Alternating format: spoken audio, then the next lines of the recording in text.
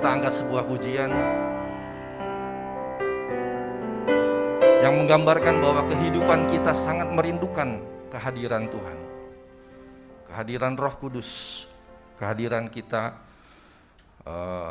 bersama di tempat ini sungguh mengundang hadirat Roh Kudus untuk mengurapi dan memberkati kita. Haleluya.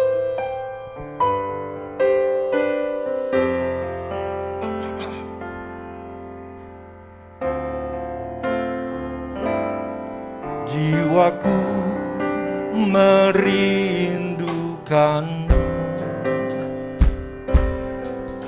ya Allah yang hidup. Jiwaku haus kepadamu, ya Allah yang hidup. Jiwaku merindukan, haleluya. Jiwaku merindukan, ya Allah yang hidup. Jiwaku haus kepadamu, ya Allah yang hidup. Ku bersyukur, ku bersyukur kepadamu, sumber pengharapanku, penolongku dan Allahku. Tiada yang sepertimu. Kita angkat pujian ini dari awal. Mari Bapak Ibu, sebelum kita bangkit berdiri, kita angkat pujian dengan penuh keinginan dari hati kita. Kita undang Roh Kudus hadir di tempat ini. Ya Allah yang hidup, jiwaku haus kepadamu,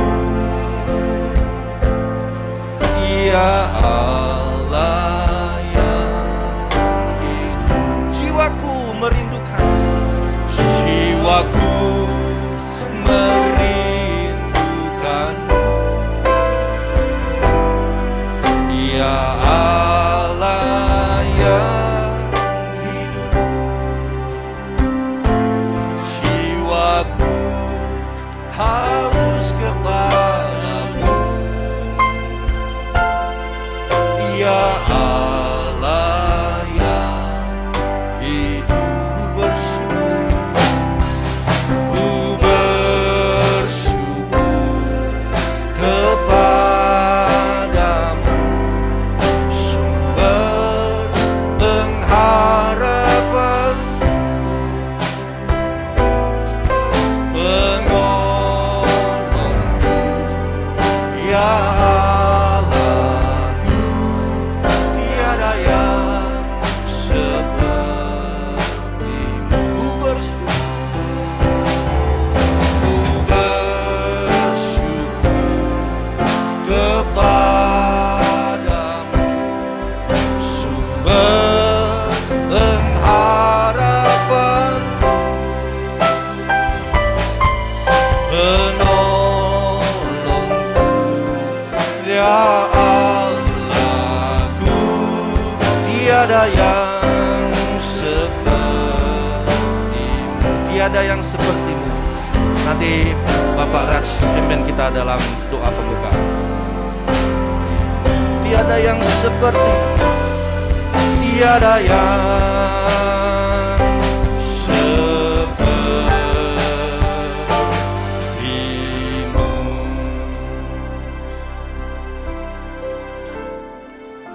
Mari kita satukan doa. Bapa, kami mengucap syukur kepada Engkau Bapa, bahwa pagi hari ini anak-anak-Mu bisa hadir ke sini Bapa. Dan kami yakin Bapa, Engkau ada tengah-tengah sini Bapa. Kau akan berkati anak-anak-Mu yang rindu Bapa untuk memuliakan nama-Mu Bapa. Dan sebagian anak-anakmu juga masih di rumah Bapa. Mereka masih di lihat Zoom juga Bapa. Kau akan berkati Bapa. Kau hadir Bapa. Kau bukalah hati mereka, pikiran mereka Bapa. Dan mereka juga bisa memuliakan namamu Bapa. Kau berkati semua Bapa yang hadir hari ini Bapa. Berkati pemain musik, well singer Bapa. Kau berkati semua. Yang anak-anakmu udah ambil untuk melayanimu Bapa. Kau berkati Bapa. Dan kami juga tidak lupa Bapak, Kau berkati hamba-Mu Bapak, yang hari ini Bapak Kau sudah siapkan untuk bawa firman-Mu Bapak. Pakailah dengan kuasa Roh Kudus Bapak buat kami semua Bapak. Karena kami butuh firman-Mu Bapak. Dan kami perlu Bapak tiap hari Bapak, karena makanan ini Bapak untuk kami hari-harian Bapak. Terima kasih Bapak, kami ucap syukur Bapak. Kau berkati kebaktian dari pagi, dari awal, tengah sampai akhir Bapak. Kami tutup bungkus dengan darah Yesus. Terima kasih Bapak, haleluya. Amin. Sebelum duduk boleh lihat kiri kanan Bapak Ibu Saudara sekalian, bisa memberi salam jarak jauh. Haleluya. Kita akan memuji Tuhan. Silakan duduk Bapak Ibu sekalian. Yesuslah pintu swing bagi kita. Yesuslah pintu bagimu. Akan masuk dan selamat, serta tetap dapat makanan hari depanku. Haleluya. Hari depanku dalam Dia, ku tak perlu takut bahaya. Jadi kepala bukan ekor, jalanmu kan naik selalu. Takkan ada gembala, takkan ada gembala yang seperti Dia. Takkan ada kasih yang besar seperti Dia. Melewati lembah bayang maut sekalipun, Yesuslah pintu bagi kita semua. Yesuslah pintu, haleluya. Yesuslah pintu bagi kita, haleluya. Yesuslah pintu bagiku. Ku akan masuk dan selamat, serta tetap dapat makanan hari depanku dalam Dia. Haleluya. Hari depanku dalam Dia, ku tak perlu takut bahaya. Jadi kepala bukan ekor, jalanmu kan naik selalu. Takkan ada gembala yang seperti Dia. Takkan ada gembala yang seperti Dia. Takkan ada kasih yang besar seperti Dia. Melewati lembah bayang maut sekalipun, Yesuslah pintu bagi kita semua. Takkan ada gembala, takkan ada gembala yang seperti Dia. Takkan ada kasih yang besar seperti Dia. Melewati lembah bayang maut sekalipun, Yesuslah pintu bagi kita semua. Yesuslah pintu, Yesuslah pintu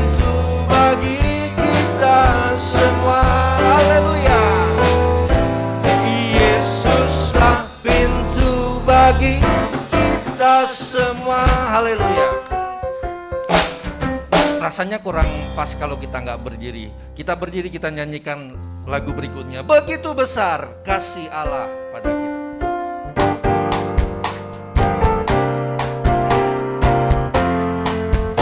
Ya, begitu besar kasih Allah pada kita. Diberkatilah anak cucu kita di mana-mana. Tuhan mengubah miskin dan menjadikan kaya. Dia merendahkan dan meninggikan juga. Sekali lagi, begitu besar, begitu besar kasih Allah pada kita. Diberkatilah anak cucu kita di mana-mana. Tuhan mengubah miskin dan menjadikan kaya.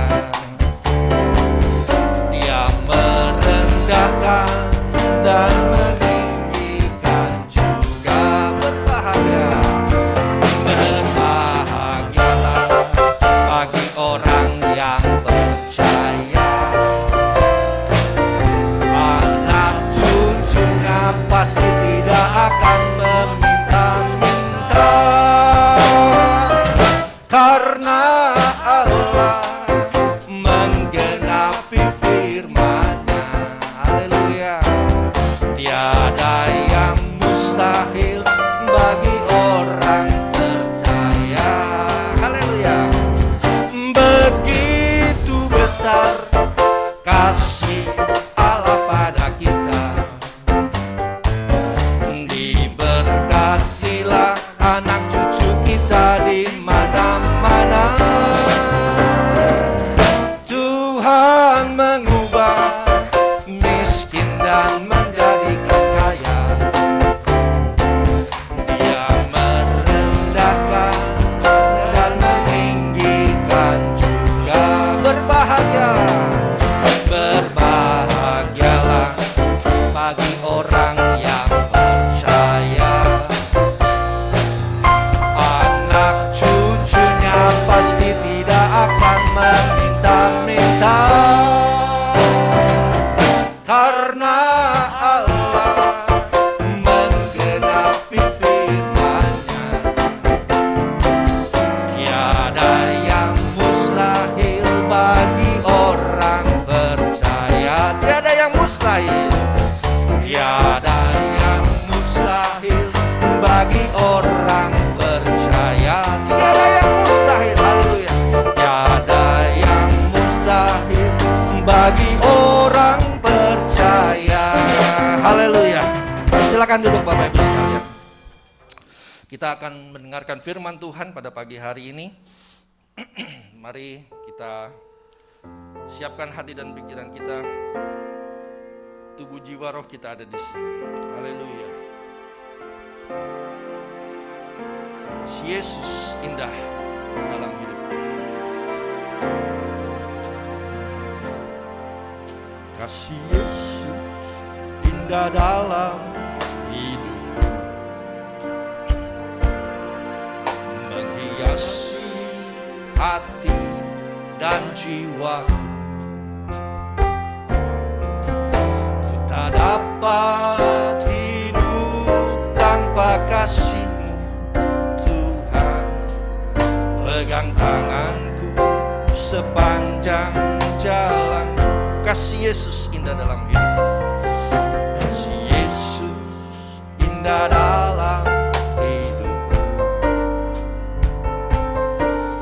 menghiasi hati dan jiwaku.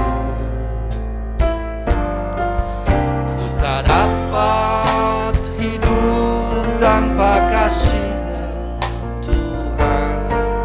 Pegang tanganku sepanjang jalan.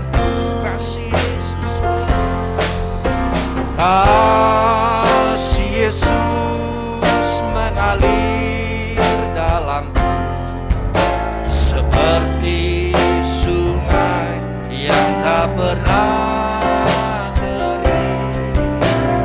Kasih Yesus membeban hatiku, dalam kasih ku merasa teduh.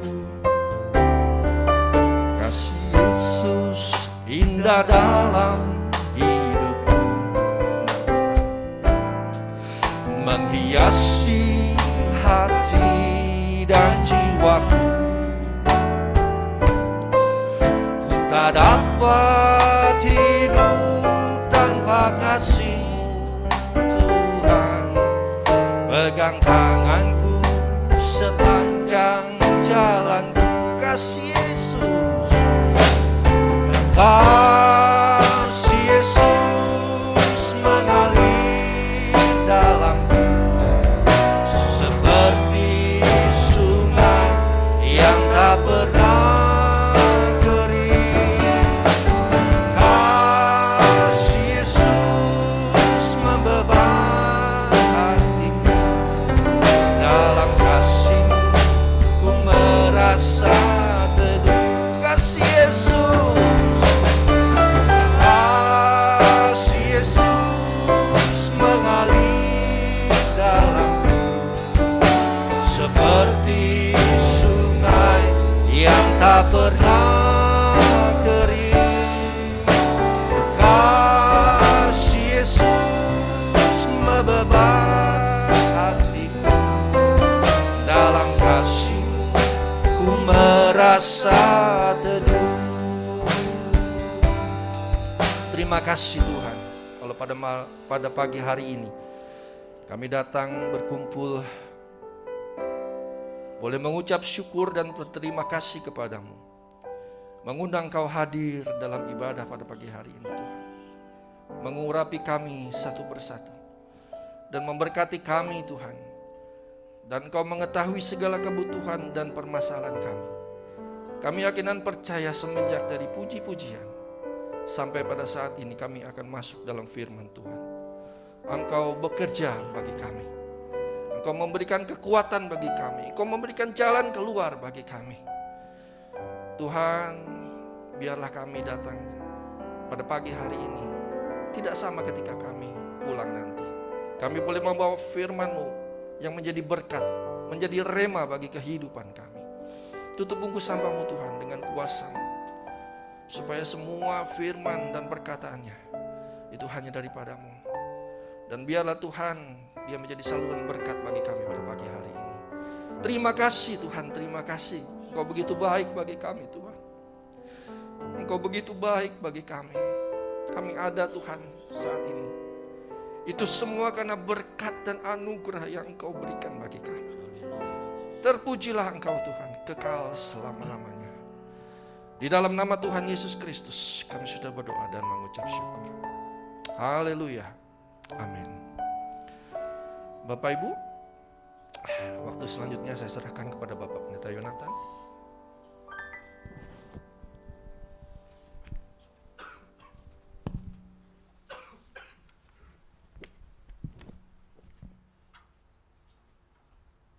Haleluya. Puji nama Tuhan.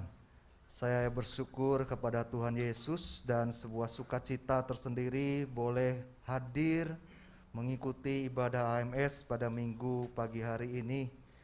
Terima kasih kepada Tuhan Yesus, melalui Ibu Gembala saya boleh dipercayakan berbagi berkat firman Tuhan pada pagi hari ini. Dan sebagaimana tema yang kita ketahui untuk bulan Maret ini, marilah kepadaku. Mari saya ajak kita melihat di dalam Matius 11 ayat 25 sampai 30. Kita akan baca bersama-sama ayat ini setelah hitungan ketiga. Matius 11 ayat 25 sampai 30. 2, 3. Pada waktu itu berkatalah Yesus, Aku bersyukur kepadamu Bapa, Tuhan langit dan bumi, karena semuanya itu Engkau sembunyikan bagi orang bijak dan orang pandai, tetapi Engkau nyatakan kepada orang kecil. Ya Bapa, itulah yang berkenan kepadamu. Semua telah diserahkan kepadaku oleh Bapakku, dan tidak seorang pun mengenal anak selain Bapa, dan tidak seorang pun mengenal Bapa selain anak, dan orang yang kepadanya anak itu berkenan menyatakannya. Ayat 28, marilah kepadaku semua yang letih, lesu, dan berbeban berat, aku akan memberi kelegaan kepadamu. Pikulah kuk yang kupasang dan belajarlah padaku, karena aku lemah lembut dan rendah hati, dan jiwamu akan mendapat ketenangan. Sebab kuk yang kupasang itu enak, dan bebanku pun ringan. Puji nama Tuhan. Saudara yang dikasihi Tuhan, perikop ini diberi judul Ajakan Juru Selamat. Paling tidak ada 3 bagian yang kita mau lihat sama-sama. Kita melihat dari ayat yang ke-25. Di situ dinyatakan tentang satu sosok yang disebut orang kecil.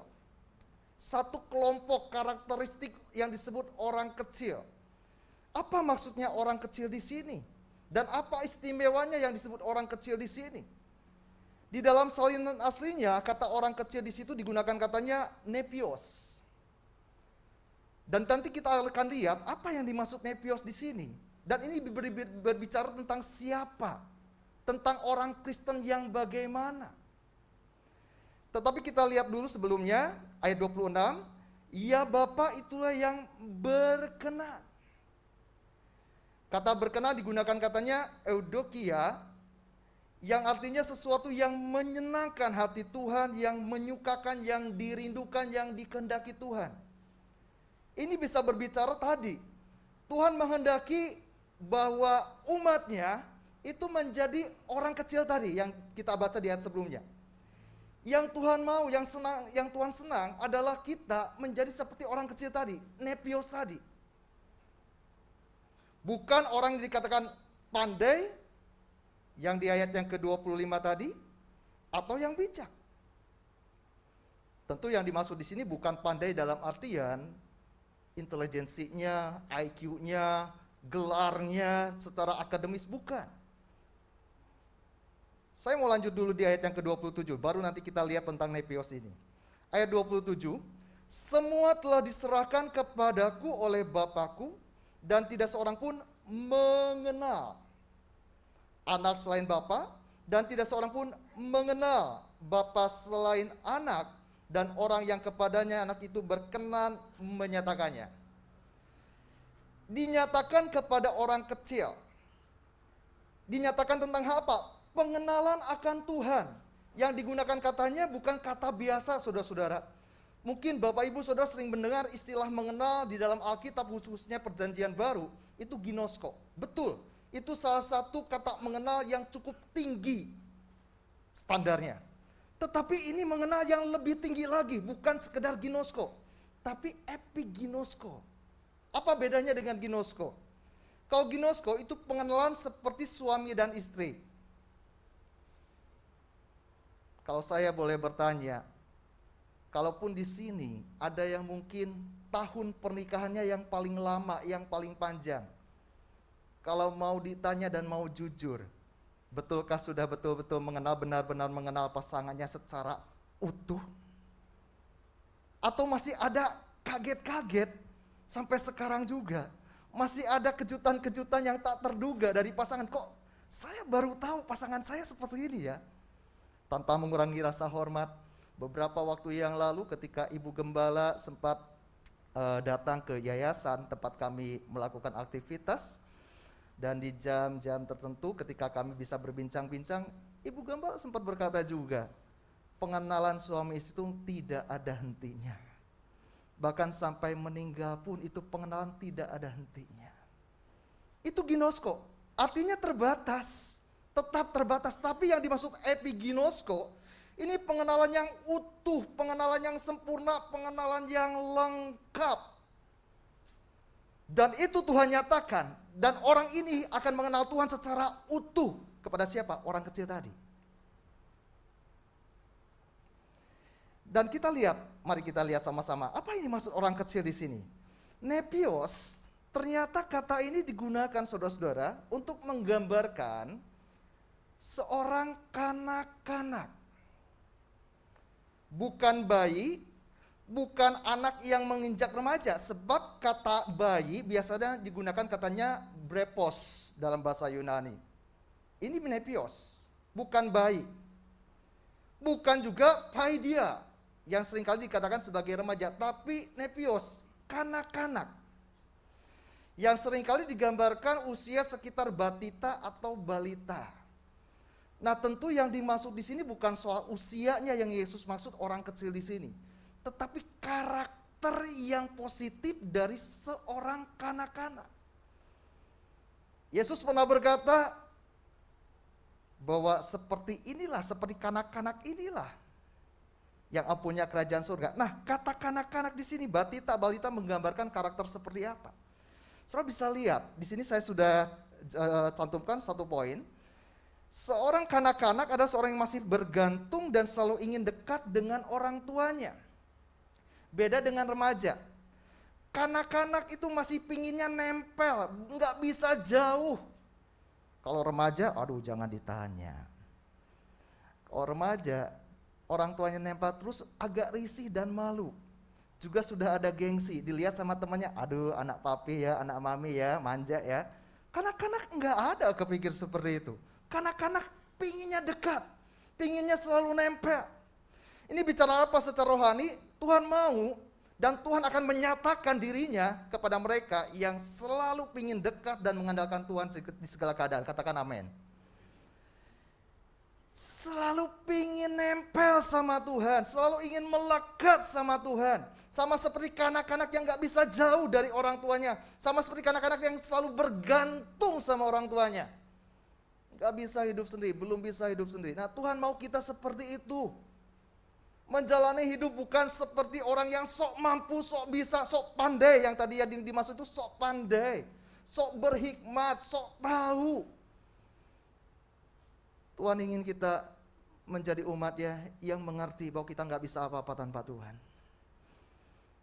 Selalu bergantung sama Tuhan, selalu ingin lekat dengan Tuhan.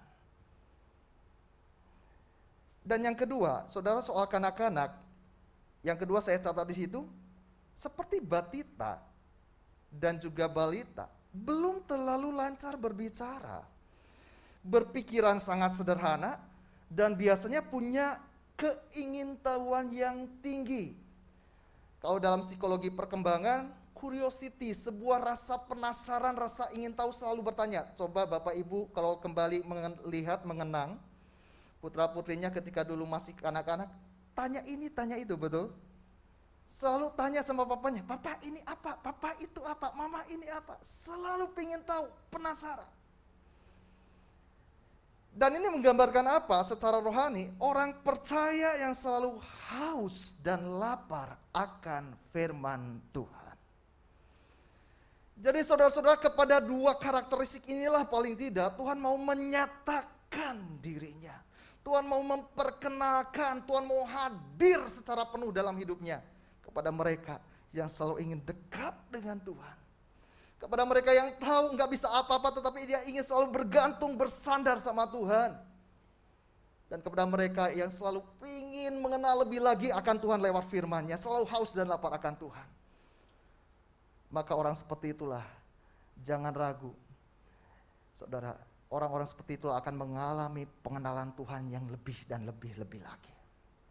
Baru berikutnya bagian kedua kita lihat undangan dari Yesus. Marilah kepadaku. Kita lihat di ayat 28. Marilah kepadaku semua yang letih lesu dan berbeban berat. Kata letih lesu digunakan katanya dalam bahasa aslinya kopiau. Apa artinya kopiau? Kata ini yang pertama berarti bekerja keras, membanting tulang, menggambarkan pekerjaan tanpa henti. Jadi ini bukan bicara soal beban kerja yang berat secara bobot, bukan. Ini baru bicara soal durasi. Yang enggak ada istirahatnya. Sebuah pekerjaan yang enggak ada hentinya. Saudara mau kerja ringan pun, tapi kalau enggak ada istirahatnya, siapa yang sanggup?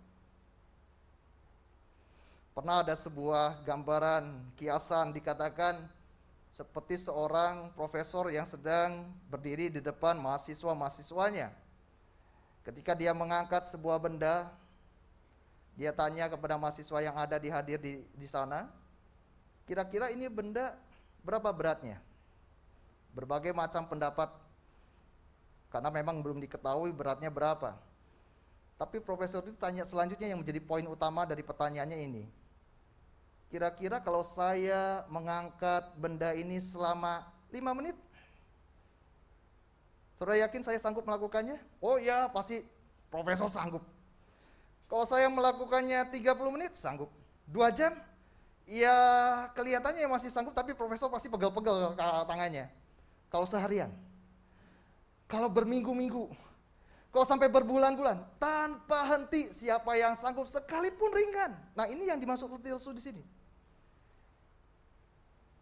Sesuatu yang gak ada berhentinya, terus menerus, sehingga menyebabkan orang kehilangan energi dan semangat. Beda yang berikutnya, jadi ini double saudara, sesuatu yang bersifat durasi, waktu tanpa henti, sekalipun ringan tetap akan menjadikan orang itu kehilangan energi dan semangat. Yang kedua, berikutnya, dan berbeban berat. Baru ini bicara soal bobot. Diambil dari katanya portizo. Kata portizo ini bukan bicara sekedar beban biasa. Kalau saudara bandingkan dengan ayat yang ke-30 nanti, dikatakan Tuhan Yesus bilang bebanku ringan, itu katanya beda. Nah ini baiknya kalau kita bisa memahami di dalam bahasa asli. Sebab kalau dalam bahasa Indonesia beban ya beban sama. Baik di ayatnya yang barusan sampai ayatnya yang ke-28 dan 30 sama beban. Tapi itu katanya beda. Dalam bahasa aslinya katanya beda. Ayat 28 digunakan katanya portizo, ini bicara tentang apa? Ini bicara tentang suatu beban yang melebihi kapasitas.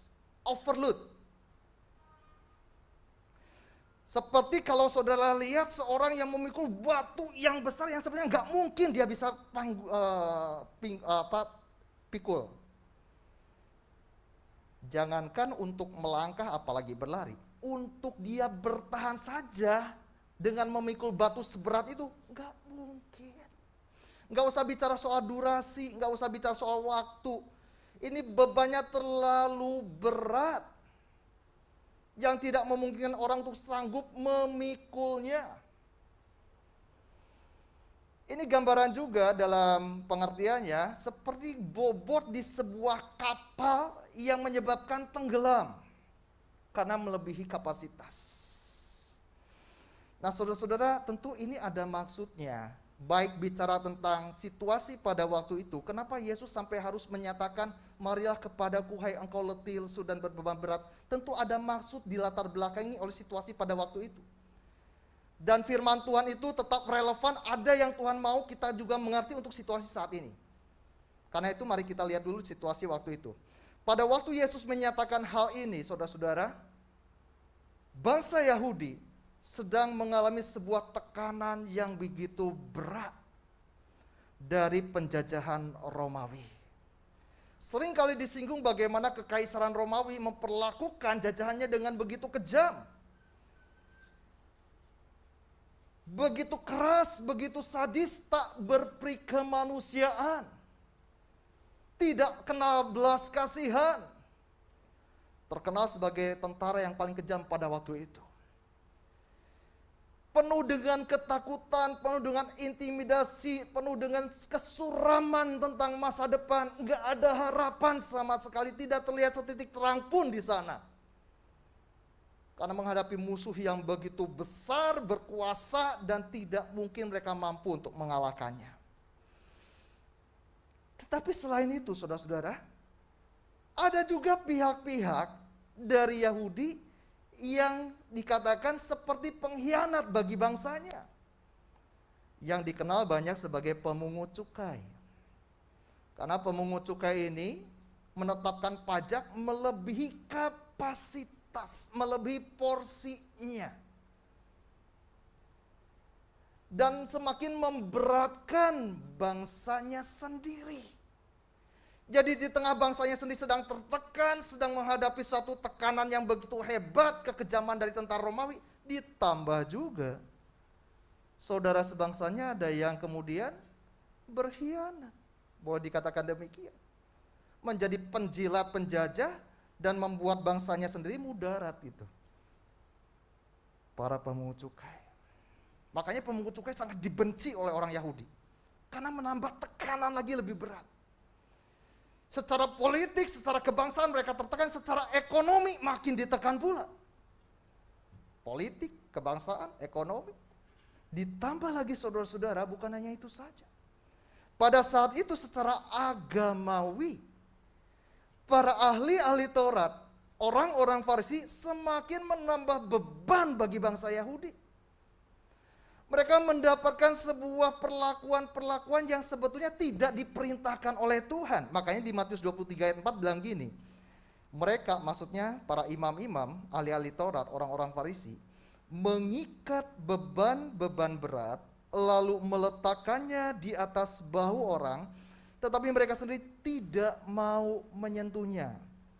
Dalam salinan lain, mereka sendiri tidak mau membantu orang itu untuk bagaimana caranya memikul beban tersebut.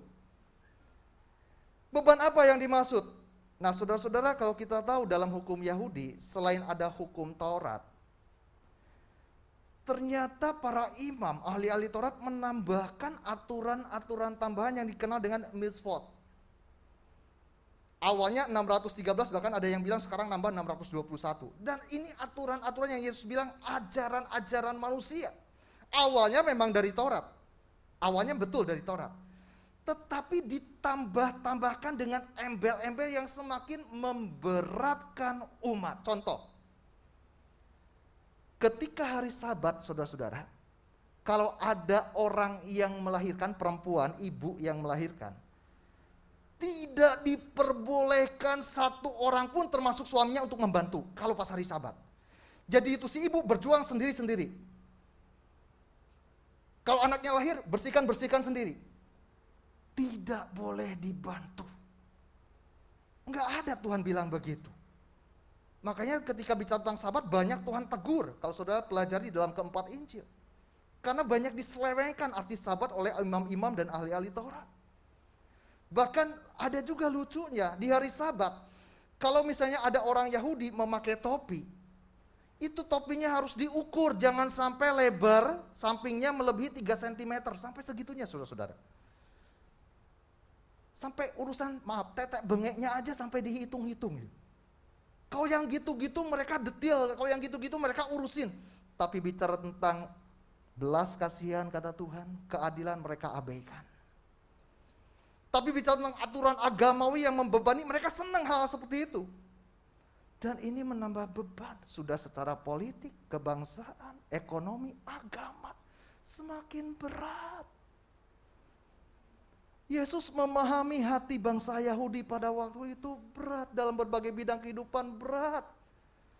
Enggak ada sedikit pun kelonggaran, enggak ada sedikit pun ruang untuk mereka bernafas dalam berbagai bidang, sesak sama sekali. Mungkin saat ini kita enggak seperti mereka dalam arti tidak dijajah bangsa Romawi atau tidak dijajah oleh bangsa manapun. Mungkin kita juga secara ekonomi enggak sampai dikejar pajak yang melampaui kapasitas karena ada aturan undang-undang yang sudah menetapkan pajak secara standarnya seperti apa. Mungkin kita juga tidak diberikan berbagai aturan agamawi yang membuat kita tertekan. Tapi, adakah pagi hari ini juga mungkin kita mengalami sebuah beban dalam bidang kehidupan yang begitu banyak.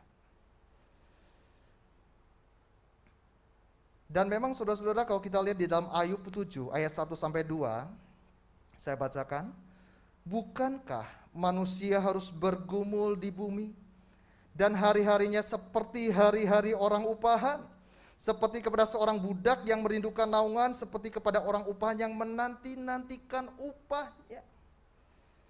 Memang digambarkan dalam kitab Ayub, gambaran ini Ayub sendiri yang berkata-kata dalam ilhaman roh Allah, bagaimana kehidupan manusia penuh dengan beban. Jadi Yesus berkata undangan itu tidak hanya kepada orang-orang Yahudi pada waktu itu, tetapi juga pada pagi hari ini kepada saya dan saudara. Karena hidup manusia memang tidak lepas dari beban.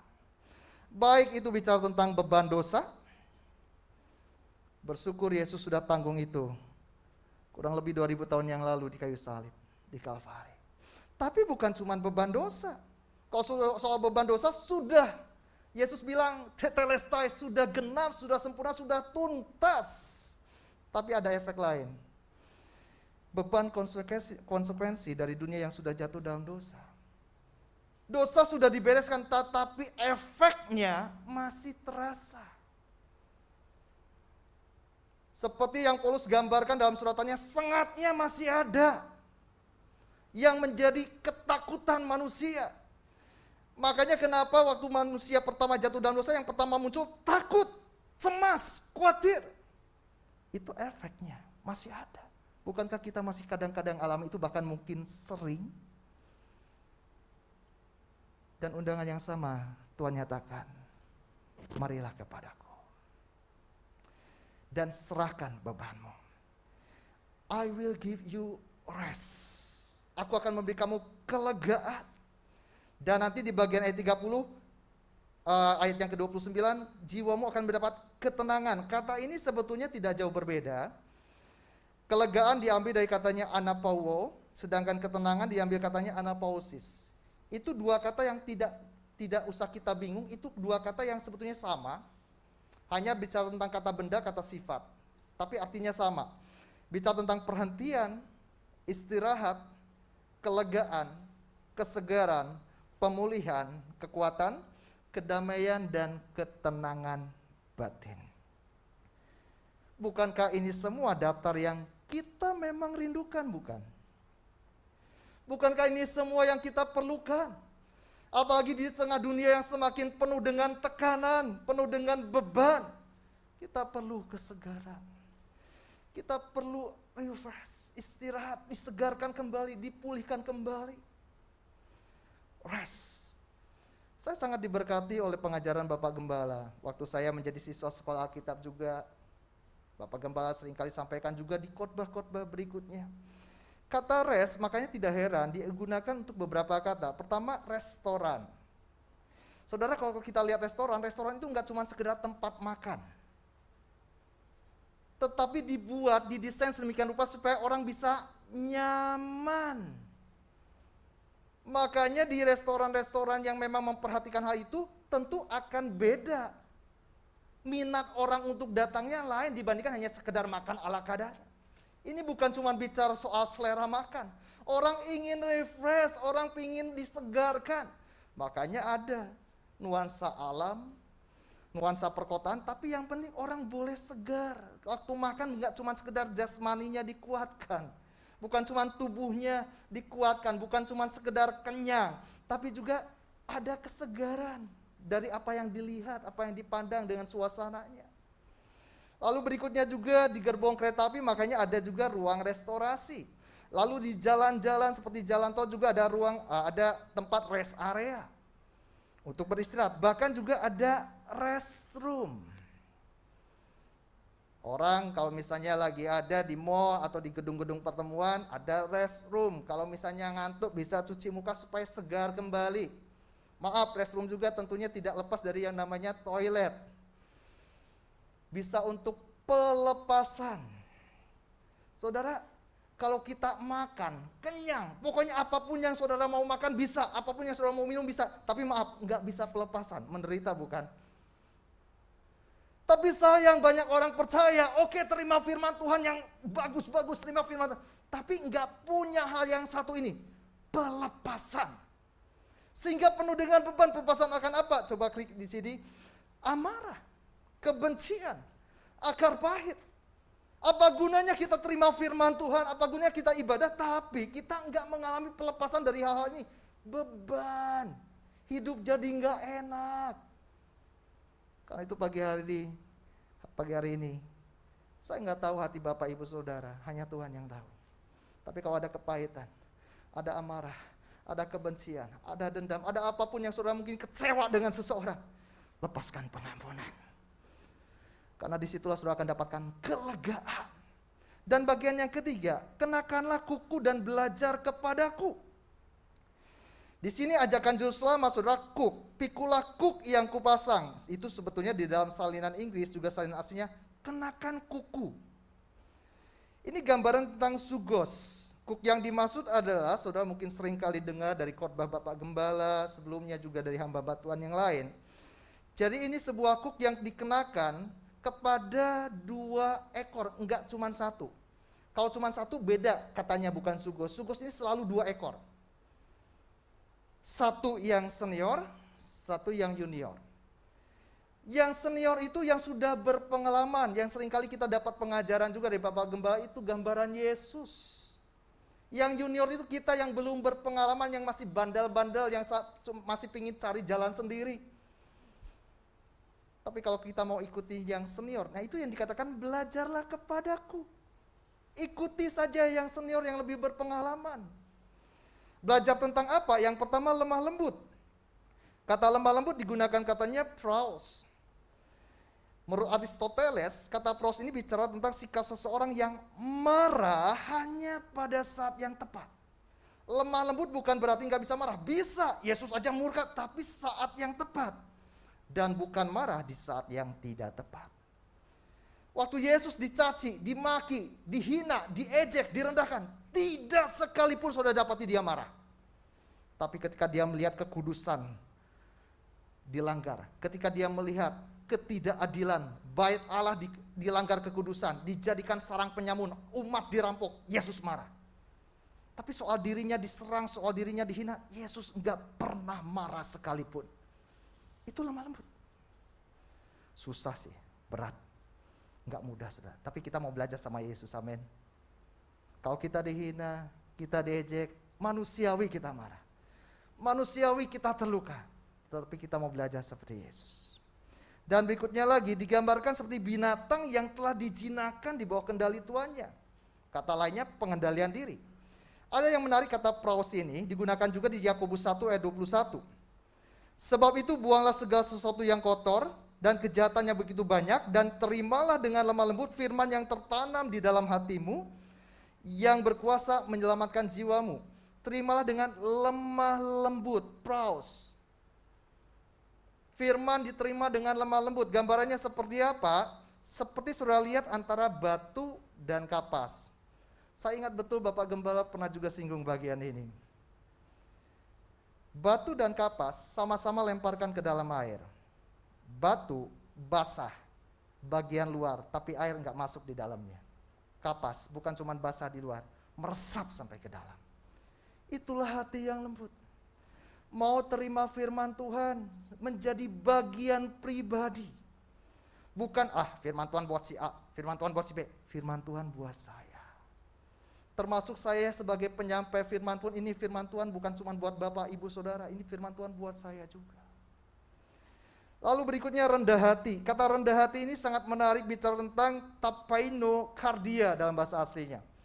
Hati yang membumi, hati yang mendarat, kalau terjemahan bebasnya. Tidak heran dikatakan Yesus telah merendahkan dirinya, mengosongkan dirinya, turun ke bumi. Sampai di level yang paling rendah sebagai hamba. Dan seperti apa gambaran orang yang rendah hati? Di bagian Filipi pasal 2 yang ayat 6 sampai 8 itu gambaran Yesus. Tapi bagi kita itu di ayat berikutnya. Ayat yang ke-8, tidak mencari kepentingan diri sendiri. Ya, di ayat yang sebelumnya maaf. Tidak mencari kepentingan diri sendiri atau pujian yang sia-sia, dan menganggap yang lain lebih utama dari dirinya sendiri. Orang yang rendah hati tahu bisa menempatkan dirinya nanti duluan. Biarkan yang lain lebih utama. Itu gambaran rendah hati yang gampangnya. Dan kita lihat pada bagian yang terakhir. Matius 11 ayat 30. Sebab yang kupasang itu enak. Kata enak diambil katanya krestos, yang artinya sesuatu yang lembut, tidak menyakitkan, bahkan bermanfaat. Seperti apa nanti kita lihat di bagian akhir setelah ini. Ya. Lalu berikutnya bebanku pun ringan. Nah ini yang saya maksud, beban di sini beda seperti tadi. Beban di sini digunakan katanya portion, dari kata portion ada portion, porsi. Suatu tugas tanggung jawab sesuai bagiannya. Kalau sebelumnya kita menanggung beban yang overload, tapi di dalam Tuhan sesuai bagiannya. Tugas yang baru, tanggung jawab baru, ataupun sesuatu hal yang Tuhan berikan tidak melampaui kekuatan kita, kata firman Tuhan.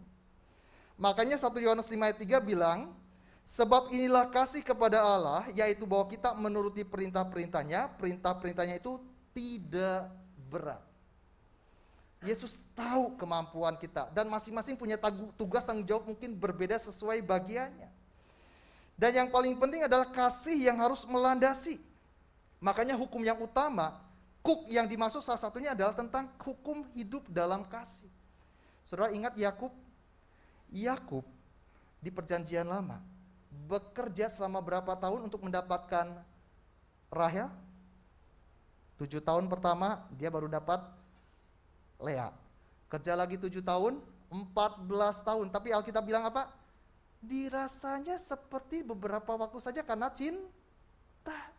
Semua pekerjaan pun kalau dilandasi cinta jadinya ringan. Maka daripada itu segala sesuatu yang kita kerjakan, mari kerjakan karena kita mengasihi Tuhan dan mengasihi sesama. Akan dirasa ringan. Tapi kalau kita punya unsur-unsur yang lain, berat. Dan yakinlah ketika Tuhan memberikan kuknya, kita tidak sendirian. Seperti tadi, kuk itu ada 2 lembu. Tuhan juga memberikan kekuatan, Yesaya 40 ayat 29, kepada yang lelah dan menambah semangat kepada yang tiada berdaya. Nah, saya akan tutup dengan bagian ini. Saudara pernah lihat satu perangkat robotik yang dikenal dengan sebutannya exoskeleton. Perusahaan di Jepang membuat sebuah perangkat ini yang begitu banyak membantu manusia dalam pekerjaan-pekerjaan berat. Bahkan orang yang mungkin agak lumpuh pun dengan alat ini bisa memikul beban sampai 100 kg. Dia aslinya nggak mampu. Secara logika nggak mungkin, tetapi karena ada yang membantu, karena ada sesuatu yang memberikan kekuatan tambahan ekstra, dia jadi mampu. Terlebih Tuhan kita di sorga. Kita mungkin menjalani hidup di dunia ini nggak mampu. Tapi kalau Tuhan ada di dalam kita, kalau kita dekat dengan Tuhan, dikatakan segala perkara dapat kutanggung di dalam Dia yang memberikan kekuatan kepadaku. Puji nama Tuhan. Saya tidak perpanjangkan lebih lanjut firman Tuhan. Saya minta pemain musik boleh maju ke depan. Mari Bapak Ibu jemaat yang dikasihi Tuhan, kita bangkit berdiri untuk meresponi firman Tuhan pagi hari ini. Apapun persoalan, beban hidup yang Bapak Ibu bawa, mari kita datang kepada Yesus. Sebab hanya Yesus, nama yang memberikan pengharapan. Nama yang di dalamnya kita memiliki masa depan. Haleluya. Terima kasih Tuhan. Mari setiap pribadi hampiri Tuhan dengan iman. Oh haleluya. Katakan bersama-sama pujian ini dari awal. Bila hati kita lemah tak berdaya, nyatakan kepada Tuhan.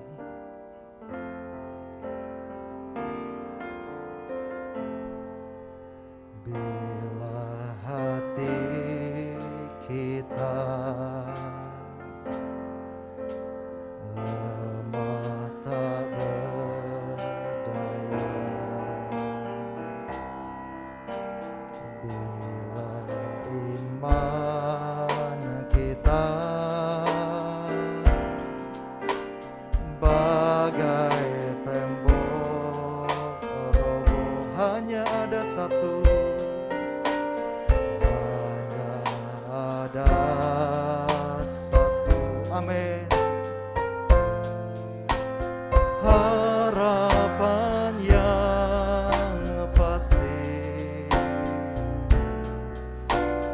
agung dan perkasa, sampai selamanya. Oh hanya satu nama, hanya satu nama yang menggetarkan hati. Amin, amin, haleluya. Hanya satu nama yang menegarkan diri. Hanya satu nama, hanya satu nama, indah tak terperi. Nama Yesus, nama Yesus,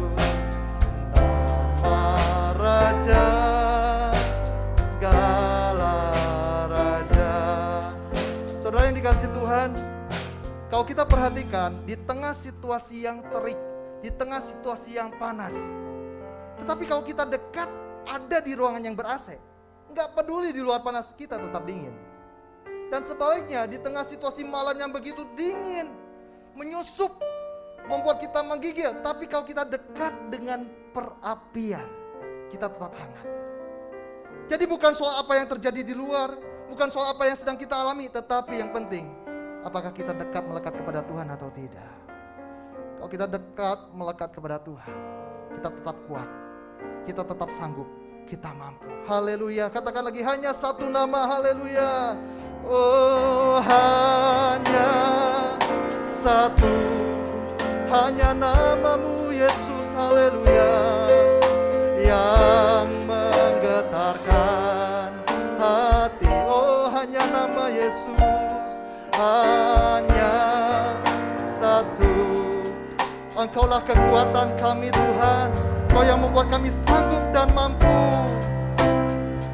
Oh, haleluya, haleluya, hanya satu nama, hanya satu nama. Oh, indah tak terberi, nama Yesus, nama Raja segala raja, nama Yesus, nama Raja segala raja. Oh, nama Yesus, nama Raja segala. Sekali lagi katakan dan serukan nama Yesus. Oh, nama Yesus, nama Raja segala raja. Haleluya, haleluya. Mari, berapa banyak saudara yang berbeban berat dan membutuhkan dukungan doa. Bukan saudara menghadap kepada saya tidak ada apa-apanya, tapi datang sama Yesus dengan jujur, dengan terbuka. Haleluya. Engkau melihat setiap kami yang berbeban berat, Bapa. Bahkan ketika tidak ada seorang pun yang mengerti kami, bahkan tidak ada seorang pun yang sanggup menolong kami. Orang mungkin ada yang mengerti tapi tidak mampu menolong. Orang mungkin ada yang sanggup sebetulnya menolong tapi tidak mengerti kami dan tidak mau menolong kami. Tetapi hanya Yesus Kristus saja, pribadi yang paling mengerti dan pribadi yang paling mampu untuk menolong kami. Karena itu beban hidup apapun yang saat ini sedang dihadapi oleh umat-Mu Tuhan, hamba berdoa di dalam nama Tuhan Yesus Kristus. Kekuatan di sorga limpah kiranya dalam nama Yesus, membuat mereka mampu dan kuat, cakap menanggung segala perkara, bahkan tampil keluar sebagai orang-orang yang lebih daripada pemenang. Terima kasih buat firman dan Roh Kudus-Mu. Kami terima setiap firman-Mu dengan ucapan syukur dan sukacita. Di dalam nama Tuhan Yesus Kristus. Haleluya. Amin. Silakan duduk, saya kembalikan pada yang bertugas.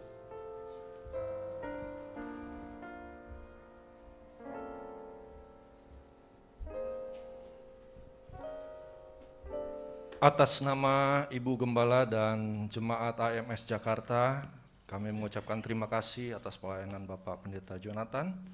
Tuhan Yesus memberkati. Kita akan dengarkan pengumuman dari Saudara Stephen. Saya persilahkan.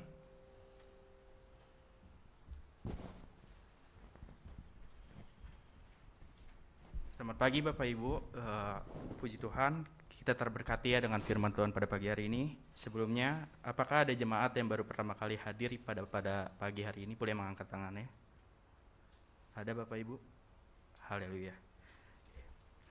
Minggu depan kita akan bertemu kembali pada hari Minggu 20 Maret yang diawali dengan doa Biston jam 8 pagi di tempat ini, dan juga ibadah yang dilanjutkan pada jam 8.25. Bagi Bapak Ibu yang ingin melakukan ibadah onsite bisa melakukan reservasi. Dan selanjutnya bagi adik-adik sekolah minggu mengundang untuk mengikuti ibadah online via Zoom jam 10.15. Untuk informasi link bisa menghubungi Ibu Heni atau Ibu Sandy. Lalu PDAMS juga mengundang adik-adik kelas 5 sampai 9 yang dikasih Tuhan untuk ikut dalam ibadah Zoom Tunas PDAMS setiap hari Jumat jam 7 malam. Untuk informasi link bisa menghubungi Ibu Sandy atau Ibu Mary. PDAMS juga mengundang remaja dan dewasa muda yang dikasih Tuhan untuk bertemu kembali dalam ibadah via Zoom yang dipimpin langsung oleh Pendeta Nemo Bahari. Ibadah Zoom Youth AMS setiap hari Sabtu jam 7:30 malam. Untuk informasi link bisa menghubungi Ibu Fungling atau Ibu Lingling. PDAMS juga mengundang seluruh jemaat untuk mengikuti Biston Malam via Zoom. Untuk informasi Biston Malam bisa menghubungi Ibu Fungling atau Ibu Lingling. Selanjutnya, kami menghimbau untuk seluruh jemaat untuk mengikuti seluruh protokol ibadah PDAMS dengan tetap memakai masker, jaga jarak, tidak berkerumun, hindari jabat tangan, dan setelah ini ibadah selesai tetap untuk mengikuti arahan dari asyir ya. Dan untuk kolektor dapat memasukinya ke dalam amplop yang terdapat di kursi masing-masing dan bisa dimasukkan ke dalam kotak persembahan yang ada di depan. Sekian pengumuman dari saya, Tuhan Yesus memberkati. Terima kasih. Terima kasih juga untuk seluruh jemaat yang sudah mengikuti prokes yang datang pada pagi hari ini. Kita akan tutup ibadah kita pagi hari ini. Saya undang kita bangkit berdiri. Nanti kembali kami mengundang Bapak Pendeta Jonathan untuk doa tutup doa. Betapa indahnya ku pandang Yesus, meski pencobaan sangat besar, hanya satu cahaya dari Tuhan Yesus mengadakan untuk amat besar.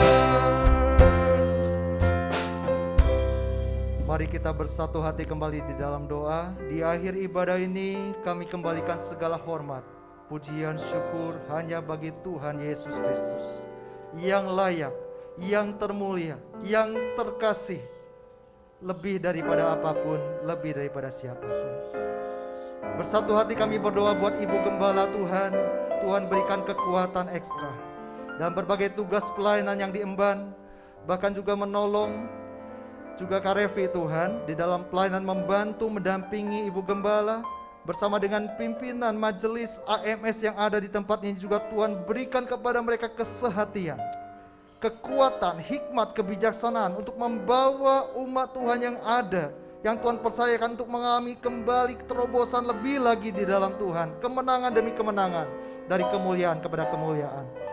Oleh karena itu kekasih-kekasih Tuhan, mari arahkan hati kita lebih lagi kepada Bapa yang mengasihi kita, dan terimalah berkat dari Tuhan. Tuhan memberkati dan melindungi setiap kita. Tuhan menyinari kita dengan wajah-Nya dan memberikan kita kasih karunia. Tuhan menghadapkan wajah-Nya kepada setiap kita dan memberikan kita damai sejahtera.